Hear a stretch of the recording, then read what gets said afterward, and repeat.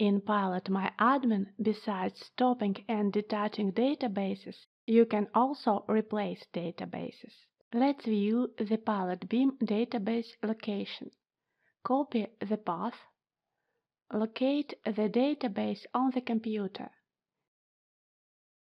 Here it is. If you need to replace the database, first stop it.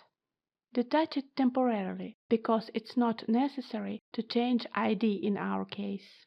Next, open Windows Explorer, cut the database, and paste it into the new location.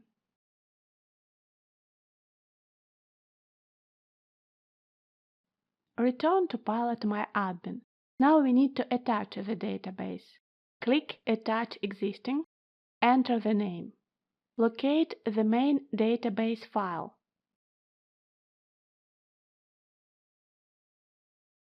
Base DBP.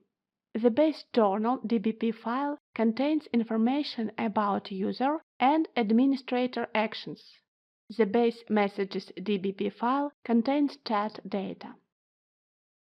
The file archive location has been defined automatically.